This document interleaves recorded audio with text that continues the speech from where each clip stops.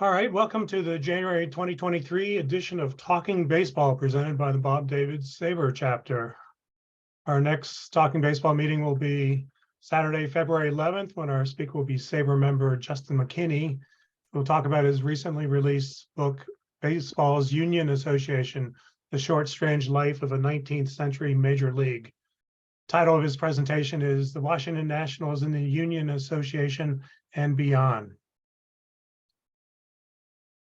Justin was supposed to have been our speaker last month, but technical difficulties prevented him from connecting, so he'll be here next month. We'll be back at our usual starting time of 9 a.m., but note that we'll be meeting a week later on the 11th to avoid conflicting with many SABR chapters, which are having their SABR Day meeting on February 4th. And speaking of SABR Day, Bob David's SABR chapter annual SABR Day meeting will be held in person for the first time in 3 years on January 28th, 2023, and will be hosted by Booz Allen Hamilton at their new Helix Center for Innovation. The Helix Center is located in the heart of Washington, D.C. at McPherson Square and is convenient to the blue, orange, silver, and red line metro lines. Registration form with more details on the agenda, costs, how to register, and transportation options will be posted soon, so keep an eye out for that. And if you have questions for today's speaker, please put them in the chat box. And now we will get to today's speaker. We are pleased to welcome back Jay Jaffe, who spoke to us last January about the 2022 Hall of Fame vote. Jay is a senior writer for FanGraphs, is the developer of the JAWS evaluation methodology, and is the author of the Cooperstown Casebook, where he explores the cases for and against the induction of dozens of Hall of Fame candidates. With his in-depth analysis of the candidates on the FanGraphs site, Jay is a leading authority on the Hall of Fame elections and is always a pleasure to read or listen to. So let's give a warm welcome to Jay. And Jay, how are you doing this morning? Hey, I'm good. Good to be here. Thanks for having me. Great. Happy New Year to you all. So take it away. How would you like to proceed? Would you like to start off by telling us your vote, or? Yeah, well, okay, sure. I'll give you a little bit of background here. So I have been a voter for 3 years, but I have been writing about the Hall of Fame since I started blogging in 2001. So we go all the way back to the 2002 ballot. At the time I started blogging, shortly after I started blogging, Bill James came out with his new historical baseball abstract, in which he introduced win shares. And that first winter as a blogger, I took a look at what win shares said about the candidates on the BBWAA.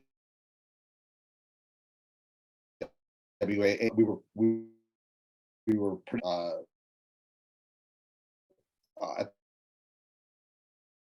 the guys like Tommy John and Jim Cott, and Burt Blyleven was in there as well, about midway. And I thought it would be interesting to take a look at what win shares said about these candidates. And because advanced statistics could level the playing field a little bit, help us get a better handle on guys who succeeded with the benefit of good ballparks or in lower scoring eras versus guys who did what they did in higher scoring eras. It was the most popular post I did for 2 years running at my futility infielder blog. In the fall of 2003, Baseball Prospectus asked me if I would consider doing something for their site. They didn't really give me any instructions, but I decided, hey, let's see what Baseball Prospectus's version of wins above replacement player, which kind of an early forerunner of WAR, said about these candidates. And I came up with a system that's now called JAWS, Jaffe Wins Above Replacement System. I have been breaking down every candidate on the ballot going back to 2002 and using JAWS going back to 2004, the class of 2004. Basically, the way it works is to use WAR, which I moved to the baseball reference version of WAR in 2012. to compare each player's career wins above replacement and his 7-year peak wins above replacement. And I take the average of those two, but this is a yardstick that kind of forms a first cut mechanism to identify which players are as good or better as the average Hall of Famers at their position. And I think, I don't think that's the end of the discussion. I think it's the beginning of the discussion. But for me, particularly in the years, the past decade that we've been through, when the ballots have been particularly crowded, a period that's more or less ended in terms of the logjam. It was a very useful way of triaging who the most deserving candidates are. I started writing about my ballots at Baseball Prospectus, moved to Sports Illustrated in 2012. Moved to FanGraphs in early 2018. So it's the 5-year anniversary this week of when I interviewed for the FanGraphs position I now occupy. I joined the BBWAA in 2011. I got the vote for the 2021 ballot, which unfortunately turned out to be a shutout. After 7 years of totaling 22 candidates getting in, we're kind of hitting a lull. But I mailed off my ballot on December 29th. And for every candidate, I write up a long profile now at FanGraphs, kind of taking you through their careers. Actual voters use and cite the system, which has always been pretty exciting to me. In 2017, I did a book, as Peter mentioned, the Cooperstown Casebook, where I went through some of the big issues that I'd confronted in analyzing these candidates over the years, both BBWAA ballots as well as Veterans Committee and then ERA Committee ballots. It's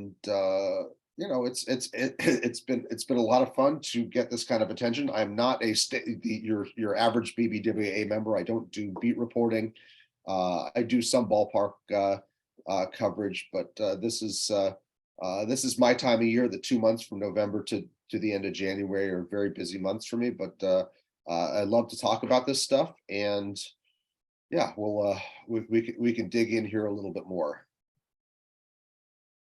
Okay, I think one bit of background that might be helpful. You came in, you said your first vote was 2021, which was the last year for Bonds and Clemens, and of course they didn't make it.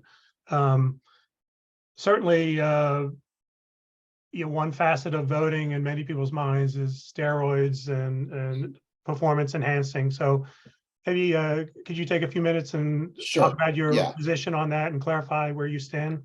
Yeah, that's been an issue that voters have had to confront, especially since Mark McGwire hit the ballot in 2007, but especially once Barry Bonds and Roger Clemens hit the ballot in 2013. And even though they're off of the writer's ballot now, Alex Rodriguez landed on it last year for the first time. So it really is a place that you kind of have to start, because those are the guys, inevitably, those have been the players with the gaudiest statistics. And, without any kind of, acknowledgement of the issue, your ballot starts to fill up pretty quickly. The position that I have taken is kind of a middle of the road one. And that is that anything that happened in the era before Major League Baseball introduced testing and penalties, which we're saying start of 2004,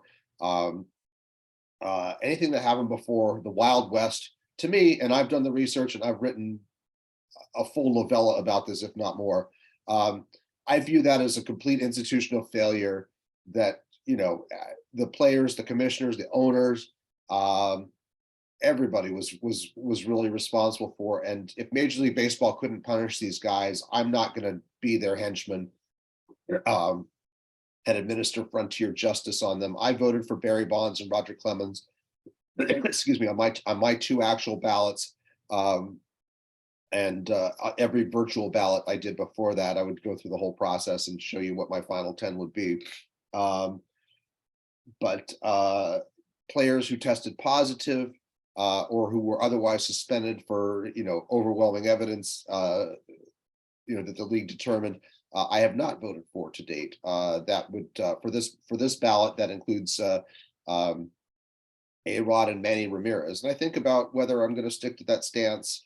But for now, I have. It's one that I think some voters have embraced. Others, I think, veer towards the zero tolerance. They didn't vote for Barry Bonds. Even, there was a super majority of voters actually did vote for Barry Bonds and Roger Clemens, about 65% by the end. But of course, you have to get to 75%.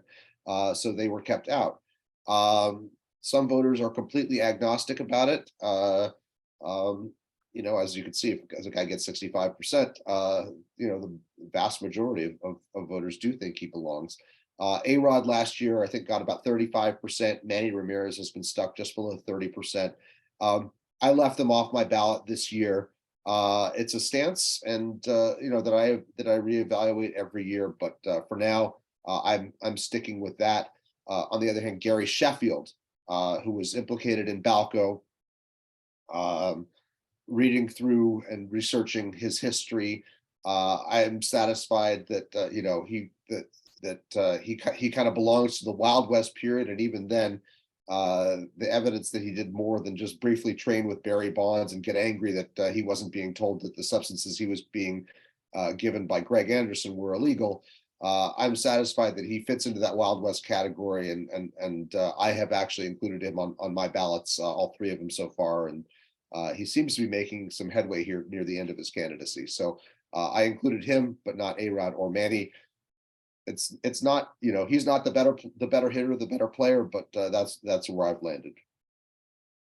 Okay, and there's many aspects of what people roll up into the character clause, and certainly drugs is one of them, but there's other ones, things like domestic violence and whatever. How do you feel about things like that? For instance, Yeah. Omar Vizquel, his numbers have trended down after reports of domestic violence there. So how do you feel about that? Yeah, I researched the character clause for the book. It really, if you go back, it was introduced by Judge Landis in the mid 40s, just before he died. He was trying to make it a way to honor military veterans and other, the like. The clause, it's voting should be based on players' record, the extent to which he helped his teams. Integrity, character, and sportsmanship are three things, and those are all very subjective terms. Whether or not they apply only to on-field stuff is certainly up for debate. I kind of have always taken the position that, look, Judge Landis introduced this. This is a guy who spent a quarter century preventing the integration of the major leagues. I don't have a hell of a lot of respect for that. While I have my stance on PEDs, and I do the best I can in my profiles to document other transgressions. I don't want to ignore any domestic violence charge,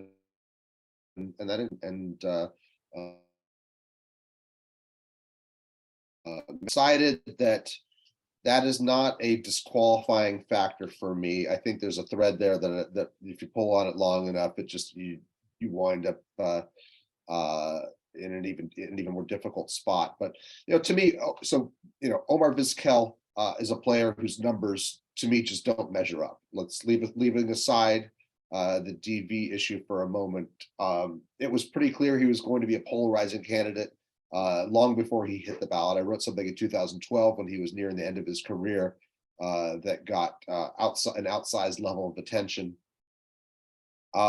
Basically, he's got good fielding numbers, but they're not the equal of Ozzie Smith. His slash line may look somewhat like Ozzie Smith, but he did it in a much higher offensive era. Omar did. Omar did not have the peripheral base running element of his game that Ozzie did. There's a couple hundred runs between the two of them just on the offensive side and about 100 runs on the defensive side. So I was never going to vote for Omar Vizquel anyway. He ranks below in Jaws. He ranks below the lowest ranked Hall of Fame shortstop, Rabbit Moranville.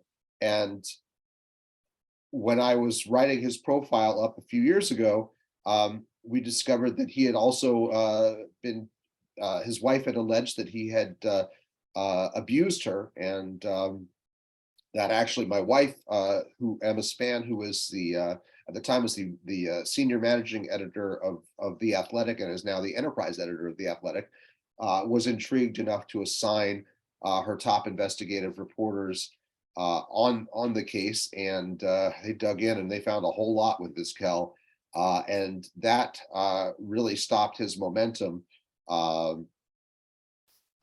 As far as progressing towards election, he had gotten over 50%. In investigating, they also discovered a sexual harassment case against him involving a bat boy, an autistic bat boy for the AA team. Both of those legal processes have now been wrapped up. His divorce is complete. He was never charged with domestic violence. He did settle out of court with the bat boy, as did the White Sox. It's all pretty abhorrent stuff. That wouldn't have prevented me from voting for him if he was qualified and if I felt strongly enough about it. But we've seen voters flee from him. I don't have a whole lot more to say than that. I've already said enough. But to me, he's an easy no. I never really considered him for my ballot. Okay, so now that we've had a little idea of your parameters, do you want to go over your ballot and tell us who you Sure. did vote for this year? Sure. In terms of the returning candidates, the players who rank more or less around the standards of JAWS, which is to say they have similar average career WAR and peak WAR to the players at their position already in the Hall, and are near the top of the rankings. I think top 10 to top 15, somewhere in there. Scott Rowland, Todd Helton, and Andrew Jones are all guys who fit that bill. I believe Rowland is 10th among third basemen. Helton is, I think, 15th among first basemen, but above the peak standard. And Andrew Jones is 11th among center fielders. Each of them, I think is quite qualified. Rowland is his defensive metrics are the third highest behind Brooks Robinson and Adrian Beltre. He's about a top 15 hitter among third basemen all time. Once this is in terms of the advanced stats, you can if you're looking at rate stats, he's a bit higher than counting stats, because he did have an injury curtailed career, retiring at 37 or so. Helton, another injury curtailed career, sort of on the back end. But even once you adjust for what he did at altitude with the Rockies, it's pretty clear he was an elite hitter. Also a very good defender. He gets a boost for that. Andrew Jones, his first 10 years in the majors are absolutely fantastic. His fielding metrics are enough with that alone to place him ahead of Willie Mays, number one at the position. There's some, I think there's reason to be, there's always reason to check other metrics fielding wise, and to see how they agree and where they differ. And I think with Andrew Jones, there's at least some question about the extent to which his fielding stats were padded by what we call discretionary plays. If he was kind of a ball hog, Kelly Leak from the Bad News Bears, a ball hog in center field, taking too many balls away from his left fielders. But I don't know if you've ever seen Ryan Klesko field, and that's not a guy I really want to have handling the ball out there. The way I looked at it with Jones in particular is, if you think of the Braves' big three, Greg Maddux, Tom Glavine, John Smoltz, only Smoltz was really a strikeout pitcher. Those other guys, they needed the defensive support. And while they were good at suppressing hard contact, those runs that they prevented had to go somewhere, and nobody did more to prevent those runs than Jones. He was the defensive pillar of that dynasty over those years. And between that and his postseason accomplishments and all that, and being pretty good hitter, at least in the first decade of his career, he's there for me. I don't, the domestic violence stuff does bother me, but like I said, that's not that hasn't been a disqualifying factor. So I did vote for him. I left him off a few early virtual ballots because they were so crowded, but I've been supporting him since I got the actual vote, and he does seem to be trending towards election long term. We'll see if he gets there. So those three were easy holdovers. Gary Sheffield, I was a little bit more lenient about in terms of where he ranked. His defensive metrics are so bad, it's almost hyperbole. But if you think about, his jaws is similar to David Ortiz, who got in, and I think if Sheffield had DH'd, we might look at him a little bit differently. Again, the Balco stuff doesn't really bother me, having investigated it. Looked into the allegations that he, intentionally made errors. Found those to be rather hyperbolic as well. So I'm comfortable voting for him. He's kind of low in the JAWS rankings, but again, I think if you look at other systems, his fielding numbers are not nearly as bad. So I kind of weighed that in my decision. He was also a favorite of mine. I'm not going to, say that personal preference doesn't have something to do with it. It does. But when I had room on him for my ballot, I included him.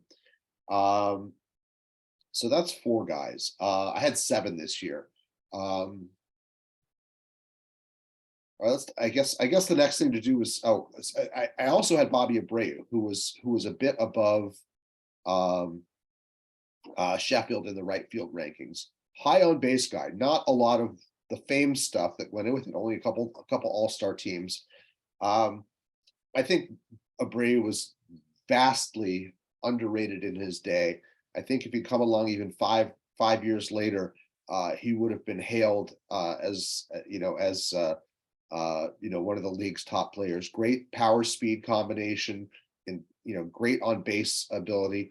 Not much of a fielder, but not nearly as bad as his critics would have you believe there. He and Vlad Guerrero and Gary Sheffield are all kind of bunched in the JAWS rankings. Vlad obviously got into the Hall pretty quickly. Abreu is one I kind of went out on a limb for, but his JAWS is above 50, and that's sort of the soft area where I start to think, I could see my way to voting for this guy. So I have included him. He is more of a cause than anything else. He's getting, barely eking out the necessary percentages to stay on the ballot. I don't think he's going to get in anytime soon, but I do think he's worth thinking about. The extent to which fame in his day was kind of deprived of him because of the way we looked at baseball was a little bit differently than now. We've got the advanced stats that tell us, just how valuable that on base percentage and that high base stealing percentage was. So those were the easy ones. Then I have 2 that are a little bit more complicated. I think we'll take a break from the offense stuff here to talk about pitching. I did include Billy Wagner. Both for starting have tweaked my early in starting years ago using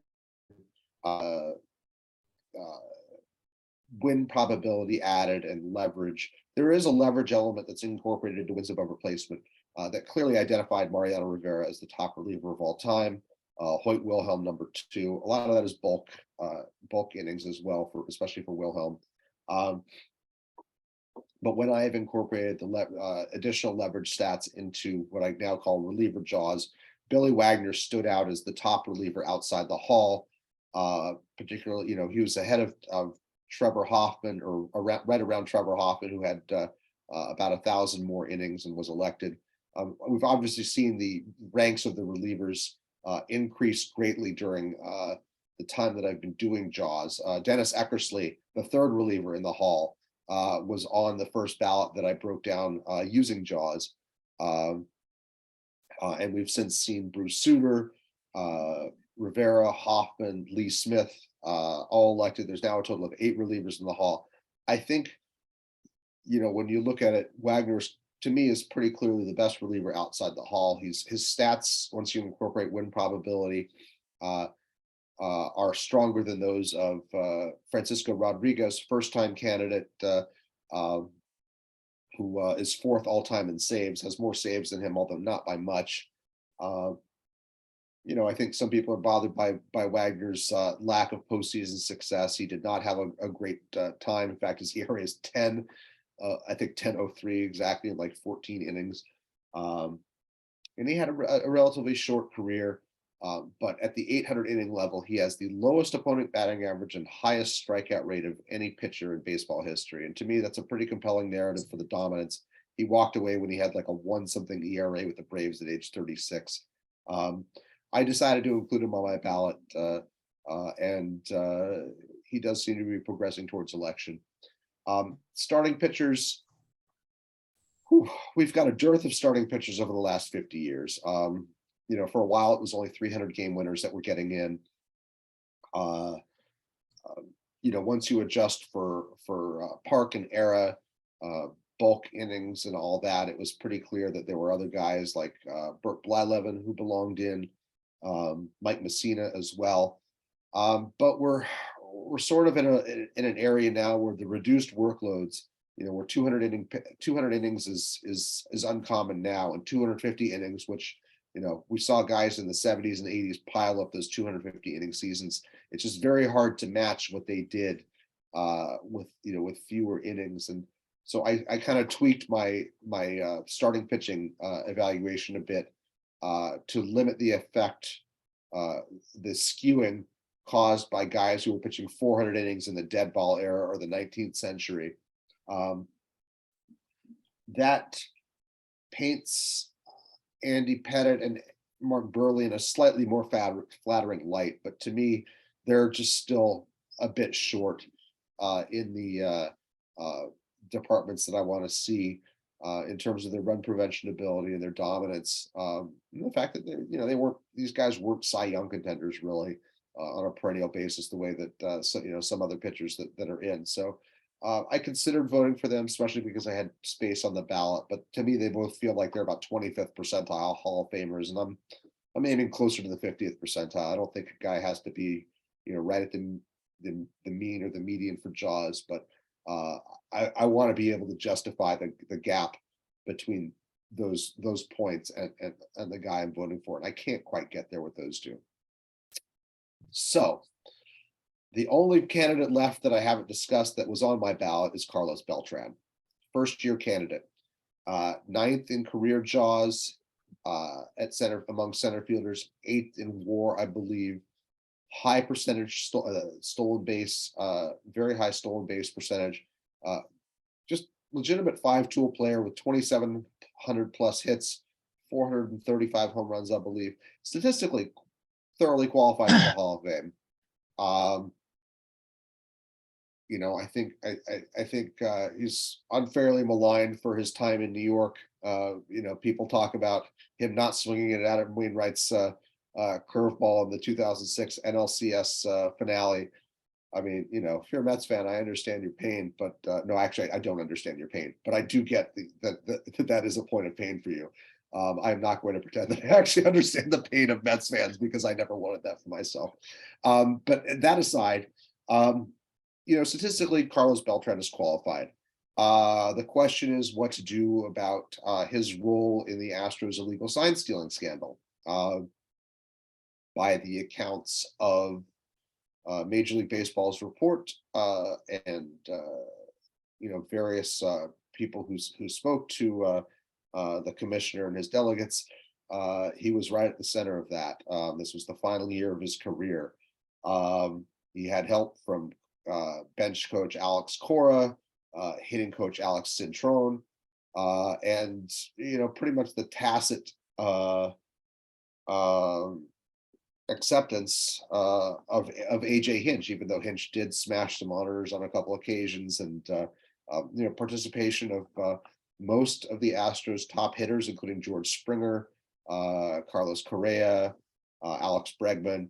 Jose Altuve doesn't seem to have used the system much. The system was to identify the pitches using the monitor and breaking the code, and then relaying that information by banging on a trash can. Some of you are probably already overly familiar with the scandal. I thought long and hard about this, ever since writing about the scandal for FanGraphs, and my wife actually edited the pieces by Ken Rosenthal and Evan Drellick at The Athletic. So I've probably heard more than what's actually made it out into the public there. Not to get too far into the weeds, but I think, to me, I see a lot of parallels with what happened with PEDs. Major League Baseball did not anticipate the proliferation of something that it was not explicitly regulating. They were behind the curve. People abused that. They made rules. They couldn't retroactively punish people for whom they had no punishments in place. In September 2017, Manfred sent a letter to the Red Sox after the Red Sox and the Yankees had used electronic devices to steal signs. Manfred sent a letter to all 30 teams saying that he would hold executives and managers accountable for transgressions in this area. That's why we saw AJ Hinch and Jeff Luhnow suspended. He could not suspend the players. Nonetheless, an incredible amount of weight fell on Beltran as the only player identified in that report. He lost his job as the Mets manager before he even took the field with them. Cora and Hinch were both suspended. Cora also additionally because of his involvement with the Red Sox sign stealing scandal in 2018. They immediately got jobs once they returned from their year-long suspensions. Beltran, I think, has been stuck in purgatory. It's not clear whether he'll ever get a managerial job again. But I thought long and hard about this. I talked to numerous other voters and to people who covered the thing, the reporting. In the end, the conclusion I came to was that it was similar to where I landed with PEDs, and that is, if Major League Baseball could not punish these guys, I wasn't going to be the frontier justice administrator. So I included him on my ballot. I thought about leaving him off for the first year, thinking about it in the terms of Roberto Alomar and the spitting incident with the umpire. Alomar came close to election but missed the first year.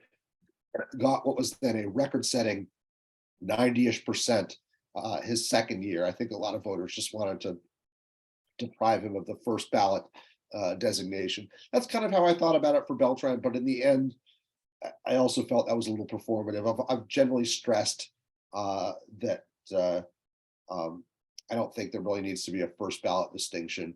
If a guy's a Hall of Famer, he's a Hall of Famer. Some are easier choices than others, but in the end, I just decided I was going to include him, particularly when I saw about 50% of the public voters included him. He's not going to get elected eventually.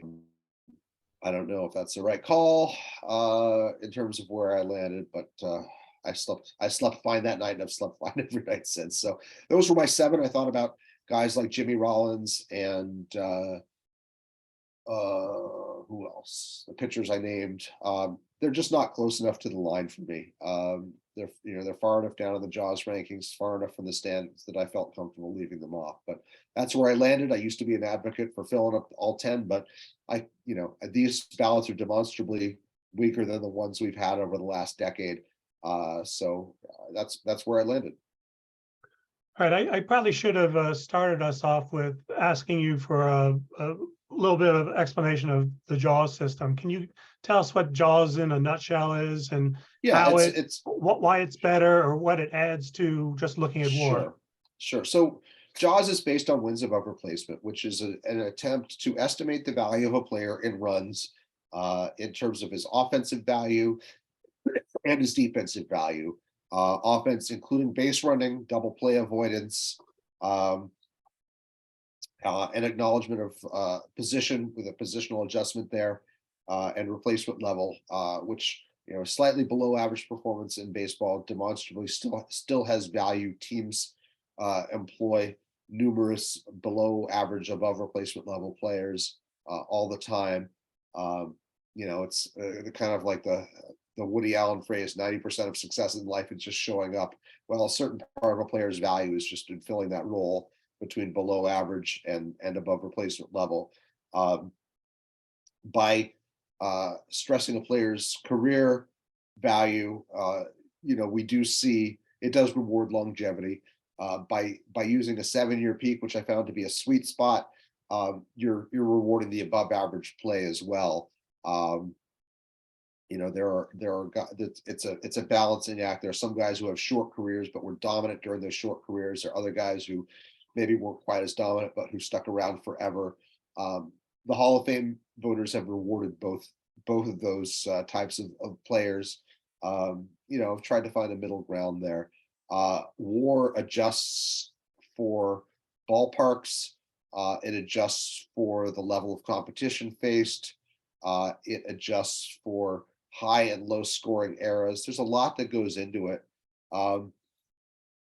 The baseball reference version on the pitching side uses actual runs prevented and with adjustments for defense. The FanGraphs version is limited to defense independent stats. I have found that to be less useful for analyzing Hall of Fame cases. Even though FanGraphs is my employer, one of the things that came up early in my interview 5 years ago was that no, we're not moving Jaws over to the FanGraphs war. I had just published the casebook. I've looked at it behind the scenes. When you're talking about pitchers who were getting only three strikeouts a game in the dead ball era, and basing something on a player's and home runs were uncommon. I think FIP really kind of breaks down at the margins there. So I have stuck with Baseball References version with that. But wins above replacement, I think does a good job of leveling the playing field. And what I tried to do with WAR is get rid of the junk drawer. Well, he's third in doubles among shortstops, or stuff like that. Like, who cares? I mean, being first in doubles among right fielders is not a thing. It is trivia, and I'm much less interested in trivia when it comes to a Hall of Fame case than I am in value, and that's what I've tried to stress. Okay, so you talked about some trends, people trending up. How do you see those trends going? For instance, Sheffield seems to be trending up, but he's about to age off the ballot. So are there other trends we should be keeping an eye on? I mean, I think all of the guys that I voted for, with the exception of Abreu, I mean, it looks like, in recent years, Scott Rowland and Todd Helton and Billy Wagner all surpassed the 200. I mean, it's the 50th percentile. Just everybody who's gotten to 50 has gotten in eventually. Some via the writers, some via the committees. Gil Hodges was for years the exception. He got as high as 60%. For years, he was the only guy who fell off the ballot, had his day in front of the veterans committees or the era committees, and never got in, but he was elected last year. Now it's Barry Bonds, Roger Clemens, and Curt Schilling, who are the only ones in that camp. So when you see a guy like Sheffield getting above 50%, if that's where he lands, and I think he will, it's a strong indicator that if he doesn't get in via the writers, and Sheffield I only think has one more year remaining, that they still stand a pretty good chance of getting in via the committees. The era committees are much less transparent than the writers, but I do know that one of the first things that they ask, particularly when you've got, as part of your 16-man panel, is like, how many ballots was he on? What kind of support did he get? Did people like this guy? Did people think he was going into the Hall of Fame, or Hall of Fame level? And it's the guys who get those high percentages that get the focus. And I've advocated for many a guy who fell off the ballot early, guys who, Ted Simmons became the first player to get less than 5% on the writer's ballot, and eventually gain election. He had, it took 25 years or whatever for that to happen. you know, the focus though is on the guys with high percentages. So, you know, Sheffield and Helton and Rowland and Wagner are all, you know, in the public ballots, all polling in the above 70%. Or above 60% at least. Some of them, Helton and Rowland, in the high 70s to 80%. The writers who publish their ballots tend to be more generous with their votes than the ones who don't. About 3/4 of the electorate publishes their ballots, and about 1/4 does not. We see in the baseball in Ryan Thibodeau's ballot tracker that right now Helton and Rowland are right above 75%. They're probably, it seems very possible they're going to be close to election, but I don't think more granular, when you look at the more granular analyses by the tracker team, that they're actually going to get there. We could be facing our second shutout in 3 years, but a guy like Sheffield and a guy like Wagner, I think, are going to get very close, and I think they still have a shot to be elected by the writers before the end of their times on the ballot. So you mentioned a tracker, which I, love and find fascinating, and have followed it closely for a number of years now. The flip side of that, which I hear from some people, is that it ruins the magic of the announcement, and so I kind of discount that. But from a research point of view, do you find that it adds or enhances your analysis at all? Yeah, I do. I think, first of all, I think, the Baseball Writers Association of America, we are reporters. We, I don't think this has to be some kind of magical behind the scenes cloak and dagger thing, where it's a mystery. I get that there's a little suspense, and there is even now there's suspense over, whether somebody's going to get in.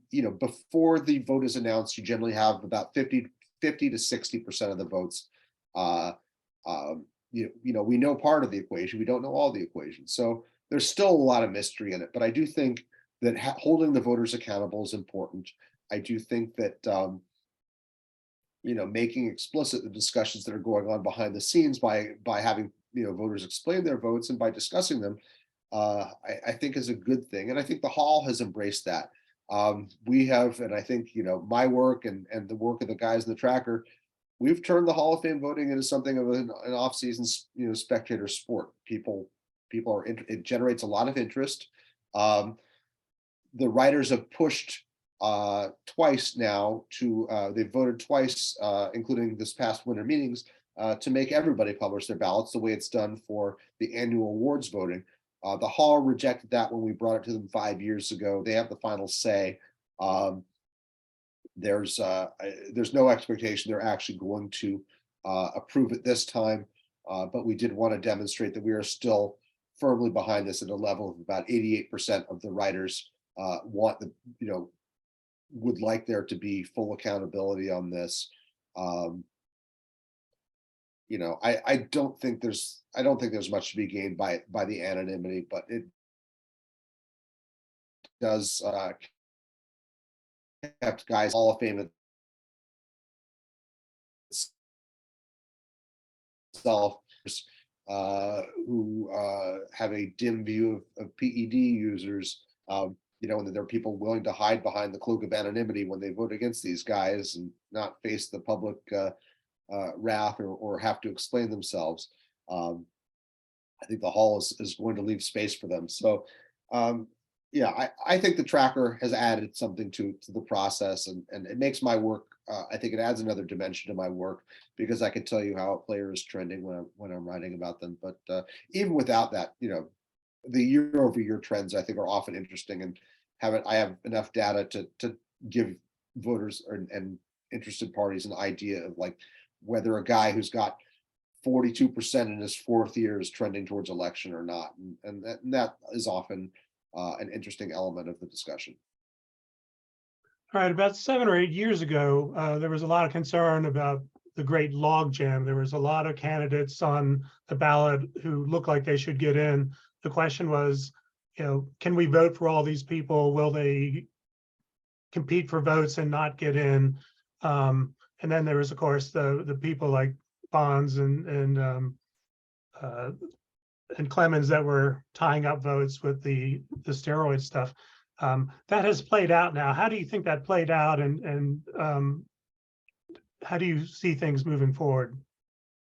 Well, I think, I think JAWS was helpful during that period. Because I think it helped people triage the ballots and say these are the best 10 guys. And even if you have a zero tolerance policy towards PED users, there's more than 10 guys, or there's at least 10 guys you should be voting for, who are well qualified. Now that there's less, I think there's a little bit more leeway, for voters to choose some favorites. It's that logjam is cleared up. It leaves room.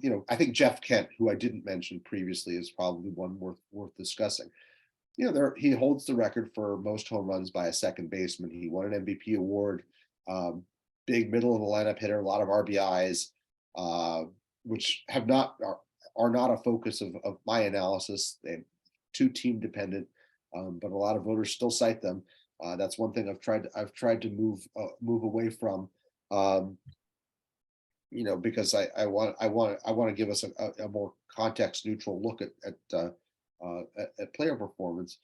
But Kent, I think even by voters, by many voters, he was not one of the best 10 candidates on the ballot for from the time he was introduced in 2014 up until a couple of years ago. He'd never even gotten past about 23%, I believe it was, or to 20%, and then he got 23% and then 37% last year. He's now in his final ballot. The lack of a logjam has helped him somewhat, and I think some level of sympathy for that is driving his vote total upward. He's a guy who's probably going to come close to 40 to 50% of the vote this year, I think.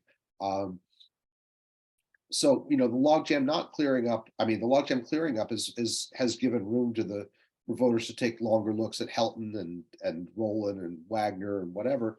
And some voters, small hall voters, still find them wanting, and we've even seen, we've seen angry columns and guys mailing in blank ballots, and unfortunately, that's always been a part of the process. A voter can send in a blank ballot. When he does, the total becomes part of the denominator. If there are 3 yes votes for a guy and 1 blank ballot, then a guy's gotten 75%. Whereas if the voter had thrown his ballot in the trash and never sent it, that'd be 100%. So you can see, you get enough blank ballots, it can have an impact. Last year, I think there were maybe 14 or maybe it was 6. We've seen it reach double digits before in recent years as protests, and that can have an impact on whether anyone gets elected. I think we'll cut it off there and move on to the next question here. All right, I've been asking most of the questions, but we do have some from the audience. So if you do have one, it would be helpful if you use the Zoom feature of raising your hand. We do have one from Ed Baranowski. So go ahead, Ed, please.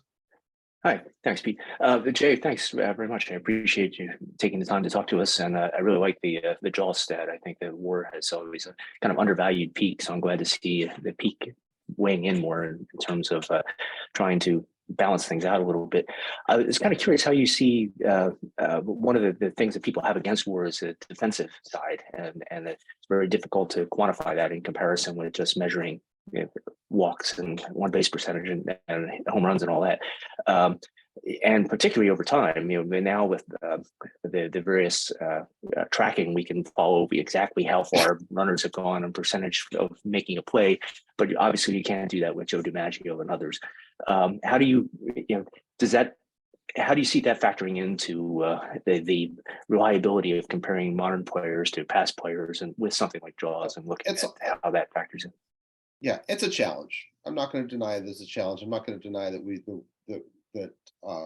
there's room for interpretation, and that the error bars are there. I think when you look at single year defensive data from any system, it's very noisy. A single year is just not a large enough sample size to really judge a player, his defensive capability. The larger the sample size, the more reliable, even among the more primitive systems. I mean, the first system, the system that's used for all players prior to 2002, I believe it is 2001 or 2002, when or maybe 03, when defensive run saved was introduced, is called Total Zone, and it starts with a breakdown of, how did this team do once balls were in play? How many plays did relative to the league average center fielder did this guy make? How many plays did the shortstop make? Things like that, and then there are adjustments for, left-handed and right-handed batters, left-handed and right-handed pitching. Some assumptions that are built in. But when you've got, if we're looking at Total Zone and you've got a system that shows that Brooks Robinson was who won 16 Gold Gloves, I believe 15 or 16 Gold Gloves, was the best fielding third baseman of all time, and Roberto Clemente was the best fielding right fielder of all time, and Willie Mays at the time, for that period, the best center fielder of all time, and Mark Belanger and Ozzie Smith, the top shortstops. I think you could start to have some confidence in the system, because these are guys who I think anecdotally were considered the best fielders. By Gold Glove counts, were generally considered the best fielders. So you start to gain some confidence in it. And I think we move to defensive runs saved and ultimate zone rating, and batted ball stuff. Again, 1 year of data is not a good sample, a strong sample to rely on, but you get over time, you get, your confidence level should be increasing with more data. We are, to some extent, by using peak, we are rewarding a few of those spikes. The odd 8 or 9 WAR season there, spiked by a +20 defensive runs saved, is not uncommon, within the set.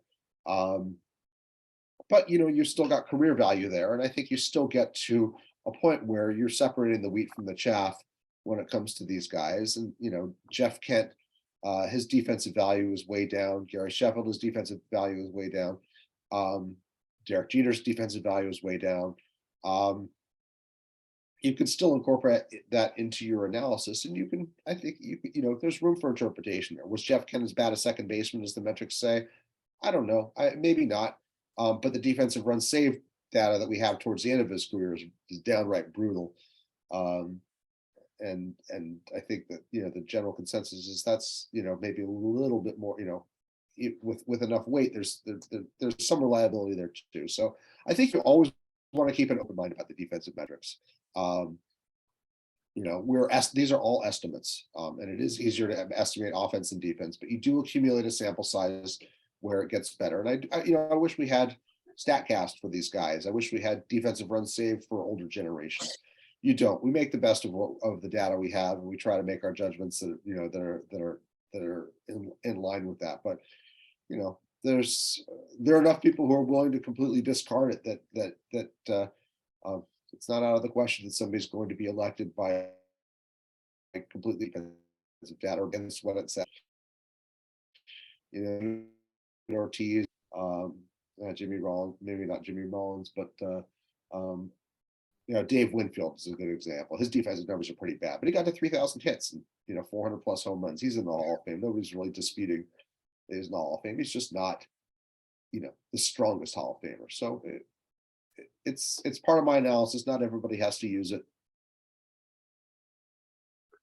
Right. You mentioned Jeff Kent. We had a question in the chat about asking about Jeff Kent. You talked about him, but that person also asked about Curt Schilling. Of course, Curt dropped off the ballot after 10 years. So what's your thoughts on him? Look, I was one of the first to say that Curt Schilling is a statistically qualified Hall of Famer. He was getting low 30s on the ballot when he was introduced, and he dropped to the high 20s. By Jaws, he's a top 30 pitcher, maybe even higher than that once I use the adjusted Jaws, the workload adjusted Jaws. Over the years, though, it became increasingly uncomfortable with Schilling's public persona, the lynching, the advocacy of lynching writers, with his social media feeds, the blatant xenophobia, transphobia, things like that. I've said I'm loath to invoke the character clause, but I'm also not going, so I would not say that what I did was an invocation of the character clause. I ultimately decided to leave him off my actual ballots.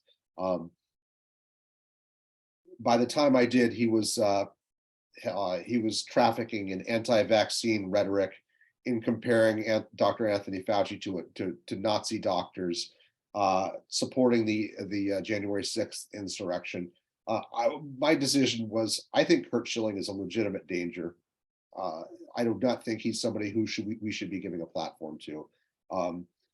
Figured his voting percentage is high enough. He'll probably be elected someday. He's not going to be elected in my name. Screw him. He has made his decision over and over again to be an obnoxious turd. He told us several times he did not want, he did not respect the writer's opinion. He did not want to be elected by the writers. Well, there you go, buddy. Tough, fuck off. I'll say it in those blunt terms. Fuck off. Tell us what you really think, Jay. Yeah. All right. So as we look at moving forward in the coming years, this year, the new candidates, it seems like Francisco Rodriguez is getting a few votes, but Carlos Beltran is the one that's really only getting a lot. And I was frankly a little surprised at the number given the cheating allegations. Who do you see coming up in the coming years that are likely inductees? Sure. Okay. So next year we've got we've got a real bumper crop, which thank God. I mean, because we've had a few dry years here. The irony of having spent so much time advocating for these guys, and then getting to a ballot where my first time voting, nobody was elected, and quite possibly my third time nobody's elected, and getting 1 in 3 years has not been lost on me. But next year we get a bumper crop. We get Adrian Beltre, who I believe is top 5 in JAWS among third basemen. Now, you don't really need JAWS to analyze Adrian Beltre's case when he's got 3,000 plus hits and 400 plus home runs. It's pretty obvious the guy's a Hall of Famer. Number 2 defensively all time by the metrics, which include the more advanced metrics, defensive runs saved, and even some StatCast data in there late in his career. Easy choice for me, and I think he'll get 90+% and get in first ballot. Joe Mauer, top 10 catcher, even with the short career. Elite hitter for the position, the 3 batting titles. I'm less focused on batting average, but I do think it's pretty impressive just to qualify for a batting title as a catcher. Outstanding on base percentages, good pitch framing. And I do think we should be incorporating pitch framing into our analysis of catchers for this era.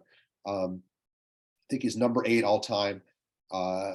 Yeah, it's kind of sad that he was a shadow of his former self by the end of his career as a first baseman, but he didn't pad his stats that much other than getting to 2,000 hits. All of his 7 peak seasons are from his time as catchers. You're comparing like to like there. Easy choice for me. I think he'll be a guy, maybe not first ballot guy, but he'll get in pretty quickly. The one I'm think will be more of a fight will be Chase Utley. Late to get a regular job. The Phillies kind of bounced him around a little bit early. Very high defensive numbers, very high base running numbers, exceptional hitter, good on base. Frankly, he should have won an MVP instead of Rollins or Ryan Howard in there. Really the glue of that Phillies team, in my opinion. I'm looking forward to voting for him. I don't know that he's going to get in. He is a top 10 guy in JAWS, though. Looking a little bit further down the road, the next strong starting pitching candidate is CC Sabathia, who's below Mike Messina and Kurt Schilling and the guys we've seen, but is above the Andy Pettits of the world, Burleys and whatever. I think there's enough there to recommend that he's elected, and I think he's got enough goodwill among voters that he'll eventually be elected, if not necessarily on the first ballot. Those are the ones that come to mind immediately. Ichiro, I think, could be the next guy to get a unanimous choice. Getting 3,000 plus hits after spending the first 10 years of his career in Japan is just remarkable. And looking forward, I guess he'll be on the 2025 ballot, I think it is.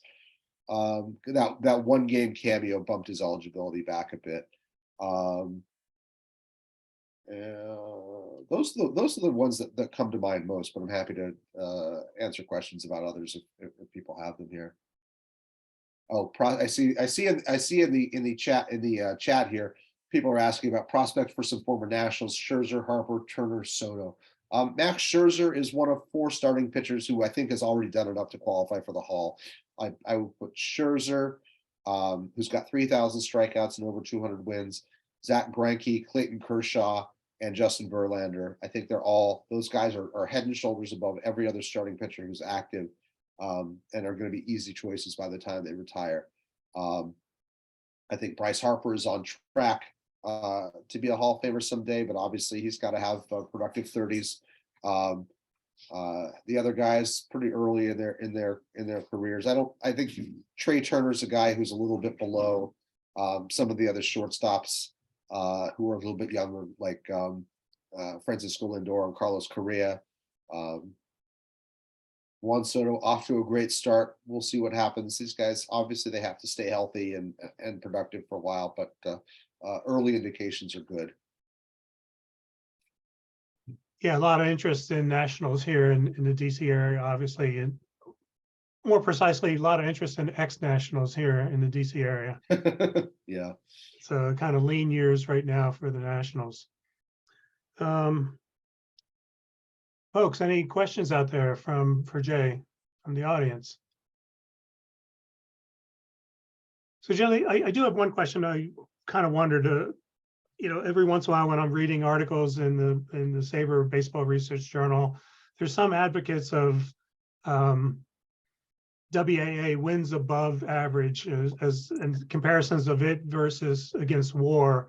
So what's your thoughts on wins above average as compared to WAR, and is it of any value, do you see, for Hall of Fame consideration? Yeah, I've looked at wins above average before. When you start to aggregate it, I think it's telling you similar information to my method of rewarding peak, which is best 7 WARs. What wins above average doesn't do, and wins above replacement does, is reward volume. You can be 10 wins above average for your career, but that doesn't tell me whether you had a 10-year career, a 15-year career, or a 5-year career. And the Hall voters have pretty much demonstrated that longevity is a key component. It's not the only determinant, but it's a key determinant of whether a player is Hall worthy. I have thought about it. I've studied it. I think in passing. I understand, people use it. It's fine. I think Jaws.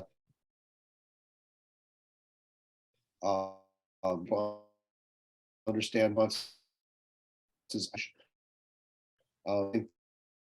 Wins above average and use that as help. I think ultimately Jaws is probably going to give you a very similar answer if you look at it. If you're looking at all 3 components: career WAR, peak WAR, and Jaws, it'll give you a similar answer than if you're just looking at wins above average, because you want to see,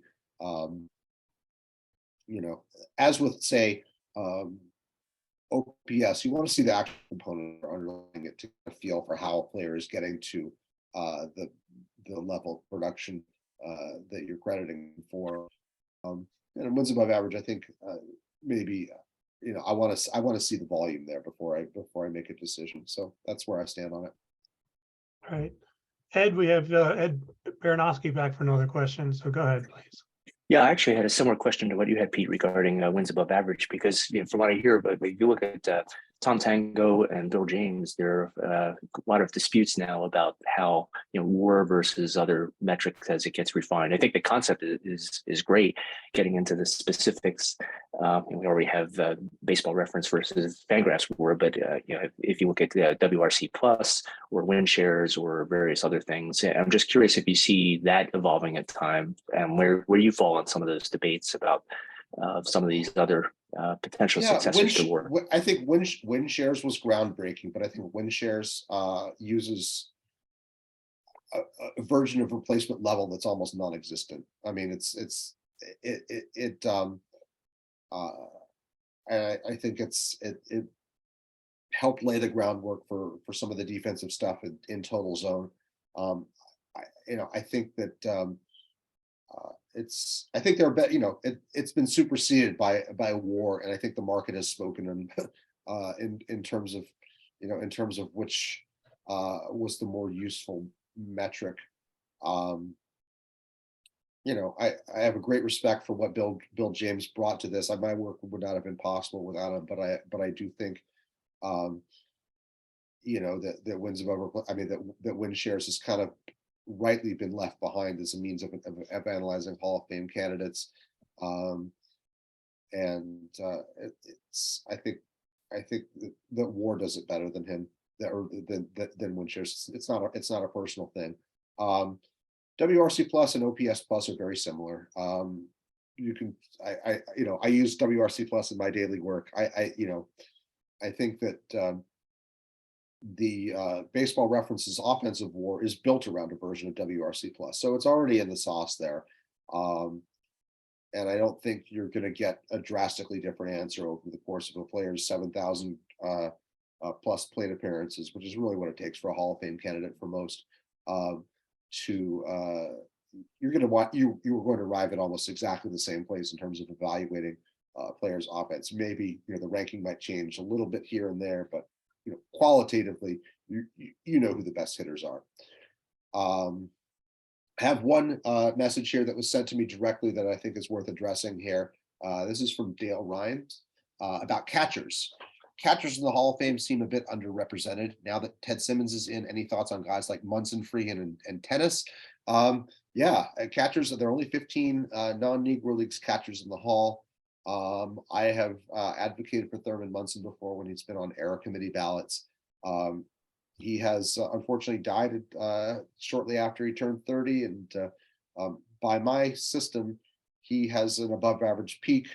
I believe it's one of the top 10 or one of the top 12 peaks of all time.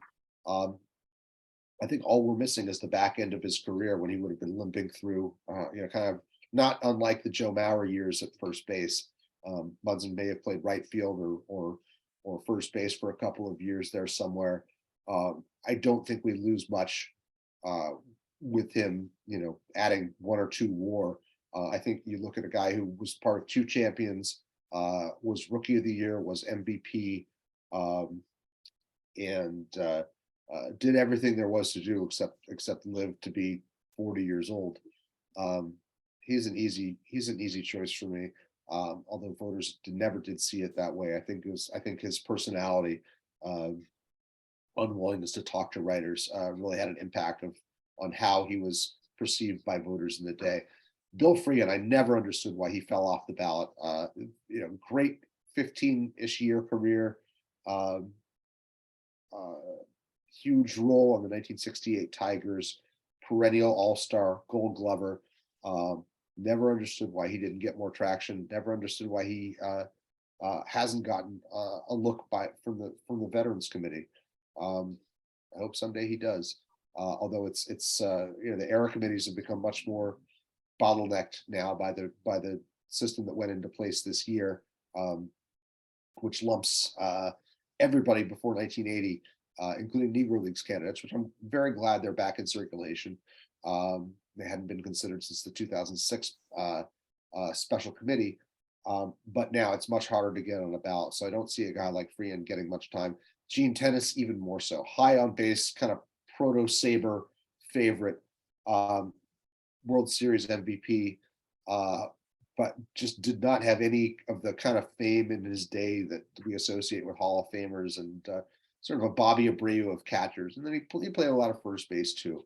I think in my book I said something to the effect of a unicorn will be named commissioner of baseball before Gene Tennis is in the Hall of Fame. Actual writers voters have cited that in their historical analyses. Dan Brown wrote something about Gene Tennis's 1972 World Series for the Athletic and invoked that line. And I think he's a great hitter who's completely undervalued, but I don't see him getting in the Hall of Fame anytime soon.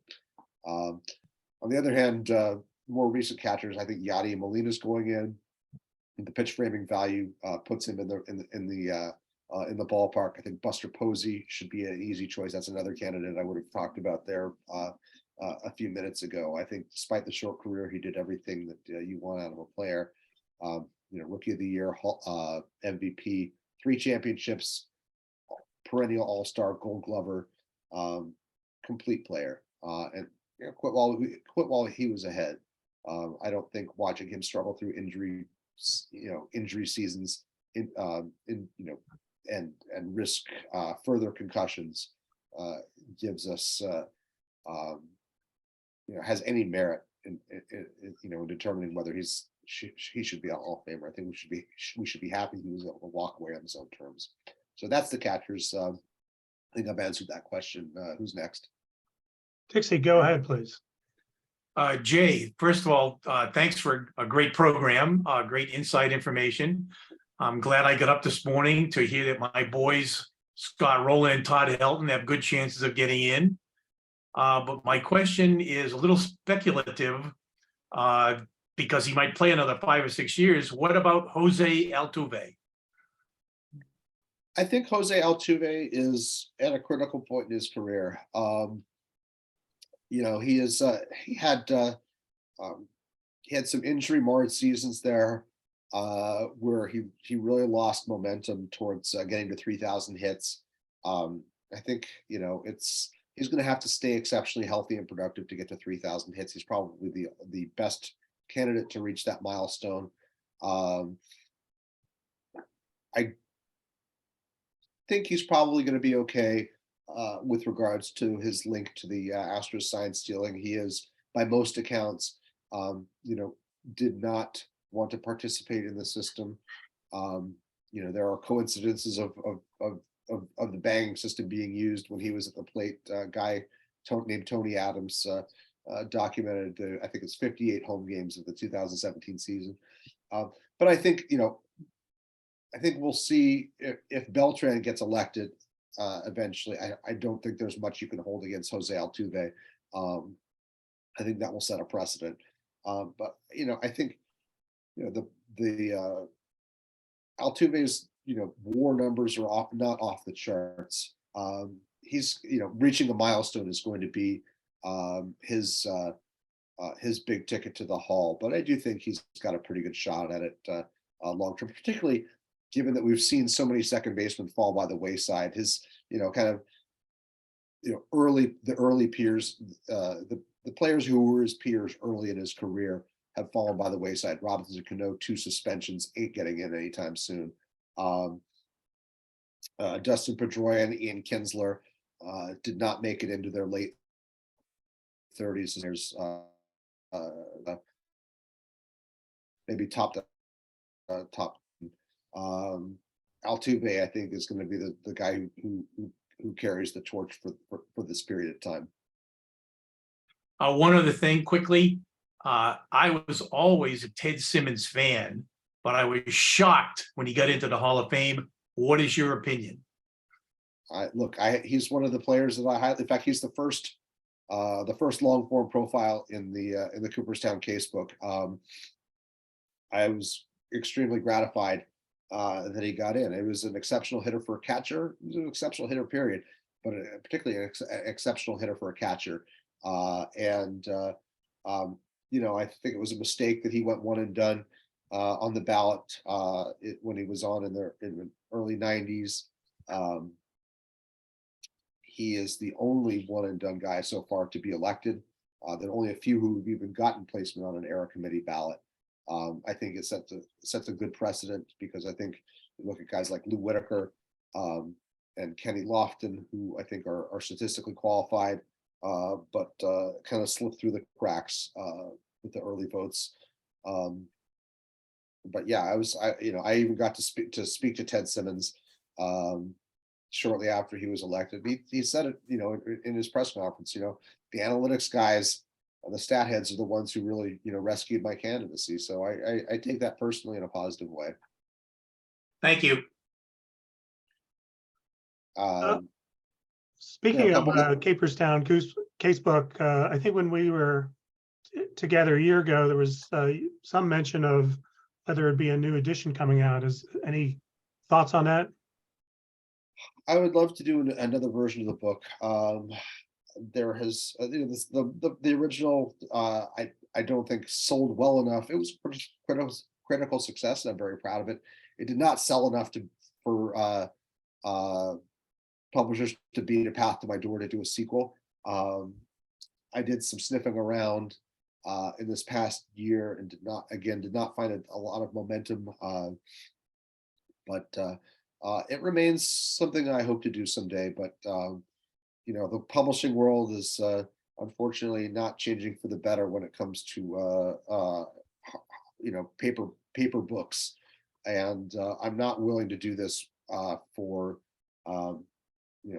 pennies. Writing a book is not a lucrative thing. It's a labor of love. I loved doing it. I'm very proud of the casebook. I think it moved it moved the discussion forward significantly.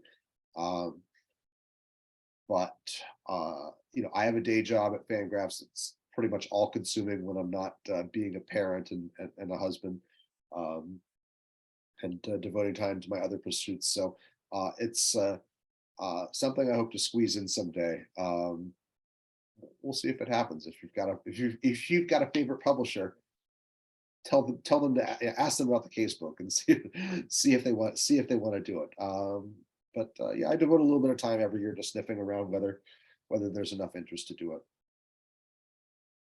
All right, I think we have a few more questions in the chat. Yeah, somebody here in the text chat, somebody asked about Carlos Delgado.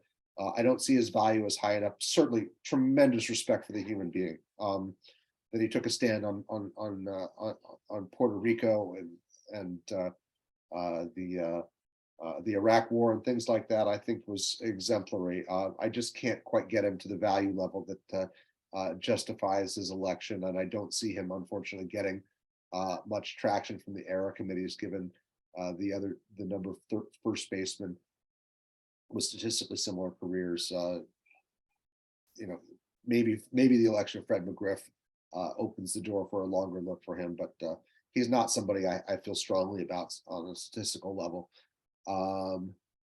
Koufax like pitchers with high peaks and short careers. Johan Santana stands out. Brett Saberhagen, David Cohn, Kevin Apier. I looked at those guys over the course of this past season using my what's now called S-JAWS.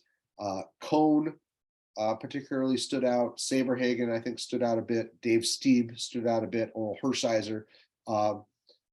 The era committee didn't include any of those guys on this when they made their ballot this past year, which was I thought was unfortunate. Johan Santana still has to wait for the rest of his what would have been his BBWAA ballot tenure to run out. I believe he was on in 2018, so he would next be eligible in 2029, I think it is, if the right of the three committees comes up. But it's going to be a while. I think high peak, short career pitchers are worth taking a much closer look at. I think that all those guys I named would not be out of place, would be less out of place in the hall than an Andy Pettit or a Mark Burley. Let's see. Oh, all right. This is not done. Lou Whitaker, I mentioned. Yeah, I was bitterly disappointed he was not on the era committee ballot. It took, as a one and done guy, it took him forever to get on that 2020 modern baseball ballot. He got 6 votes, which is a very respectable showing for a first-time candidate. That he was not included the next year, and that Dwight Evans also was not included the next time those guys came up. And instead, we got the rehashes of Don Mattingly, Dale Murphy, and who was the other one? who had never gotten, who'd fallen below the threshold for reporting their actual totals. To me, it made it pretty obvious that this was a PED statement ballot rather than an accurate depiction of the best available candidates from the era. I made some noise about that to some people, including my work at FanGraphs. Speaking of which, somebody has asked about the importance of FanGraph memberships. Everything we do at FanGraphs is there is no paywall. Everything we do is available for the public. We do, so, I and several others do make our livings primarily from being writers at FanGraphs. It is not a lucrative existence, but memberships do help pay the bills. The benefits of a membership is that you do get to view the site without the distraction of advertisers. It is, I think, somewhere in the realm of $60 a year. I forget exactly. But it does support our work. We do some very cool stuff. One of the things that is great about FanGraphs is we've got some real quality behind the scenes in terms of developing new features for the site and making it run smoother, in doing podcasts, which do cost money to produce and to host, and to develop cool back end stuff, more visual stuff, and to hire more great writers. We've got a great crop of contributing writers this year, relative newcomers to FanGraphs. We hope, eventually that if we have room, we can add some of those people to our core.